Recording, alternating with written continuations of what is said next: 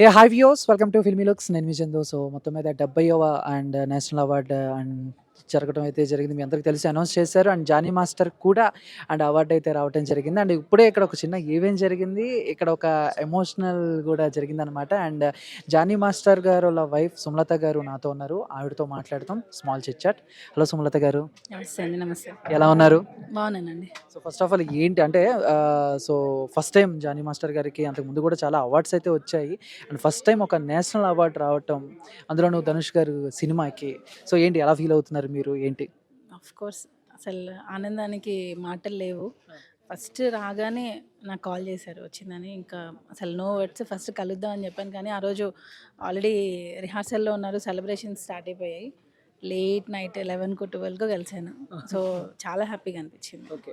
So బేసిక్‌గా ఆయన చాలా కష్టపడి వచ్చారు అని అందరూ చెప్తూ ఉంటారు. అండ్ అంటే ఏ యాక్టర్‌కైనా, ఏ కొరియోగ్రాఫర్‌కైనా కొన్ని సాంగ్స్ ఉంటాయి. అంటే ఏదైనా ఒకటి చేసినప్పుడు కమర్షియల్‌గా ఆలోచిస్తారు, లేదా అవార్డుల కోసం ఆలోచిస్తూ ఉంటారు కదా! సో జానీ మాస్టర్ ఏదైనా ఒక కొరియోగ్రఫీ సాంగ్ ఒకటి చేసిన తర్వాత మీతో వచ్చి ఈరోజు బాగా చేశాను, దీనికి ఒక మంచి పేరు వస్తది, లేకపోతే అవార్డులు వస్తాయని ఇలాంటివి ఏమైనా షేర్ చేసుకుంటారా రోజు షూటింగ్‌లో ఏం జరిగింది ఏంటి అని?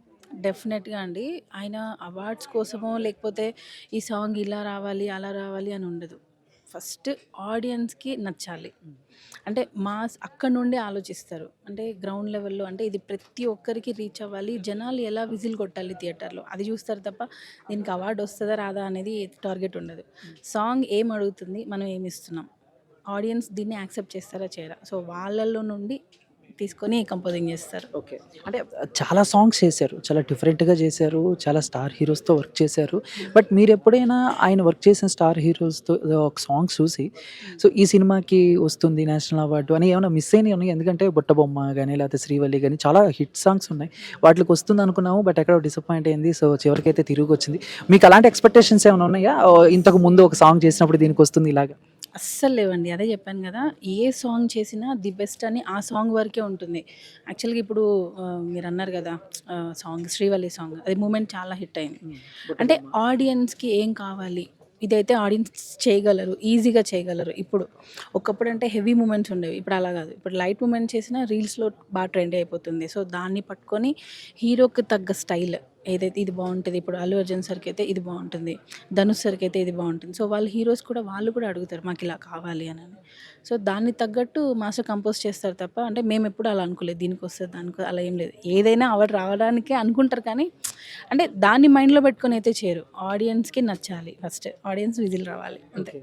అని అంటే ఇంట్లో గూడా ప్రాక్టీస్ ఎంతవరకు ఉంటుందంటే ఓన్లీ బయట జాబ్ వరకేనా? అండ్ ఇంటికొచ్చిన తర్వాత అన్నీ మర్చిపోతారా? లేపోతే ఇంట్లో గూడా వచ్చిన తర్వాత మిడ్‌నైట్ టైము ఏది లేకుండా అంటే ప్రాక్టీస్ చేయటం ఇవన్నీ గూడా, సో మీకు ఎంతవరకు టైమ్ ఇస్తారు? ఏంటి దాని గురించి ఏం చెప్తారు?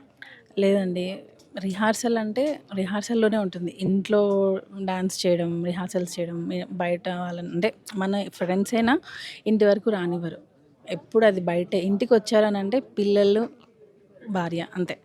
ఇది చూస్తారు కానీ టైం తక్కువుంటది. అంటే ఉన్నది ఉన్నట్లు చెప్పాలి కాబట్టి టైం అదంటే తక్కువైతే ఉంటది. కానీ దాంట్లో కూడా ది బెస్ట్ నేను ఎంతవరకు ఇవ్వగలను అనే దానిలో పాపం చాలా ట్రై చేస్తుంటారు.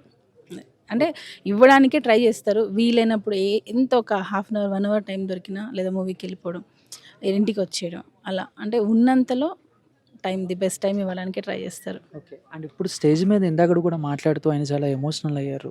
మీ గురించి చెప్తూ ప్రతి విషయంలో కూడా నాకు తోడుంటూ సో అని చెప్పేసి. సో మీరు ఆయన గురించి ఏం చెప్తారు? ఆయన పడ్డ కష్టం గాని, సో అంటే మీరు దగ్గరుండి చూస్తారు కాబట్టి ఎన్నో అవమానాలు ఫేస్ చేసి ఎంతోమంది ఎన్నో రకాలుగా మాటలని వీటన్నిటి గురించి బాధపడుతూ సో ఏంటి, ఎలా ఉండేది అప్పట్లో? సో ఎలా ఉండేవాళ్ళు ఏంటి మామూలుగా? అంటే తప్పులు, ఒప్పులు అంటే అవన్నీ అసలు ఎలా చెప్పాలో తెలీదు.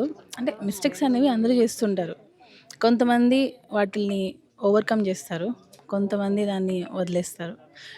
ఏదైనా చిన్న చిన్నవున్నా భార్యాభర్తలన్నాక ఏదో ఒకటి చిన్న చిన్నవి వస్తుంటాయి. దాన్ని మనం ఇది మాస్టర్ ఏంటంటే ది బెస్ట్ హ్యాబిట్ అనుకోండి. ఇది మాస్టర్ అంటే చెప్తే అర్థం చేసుకుంటారు.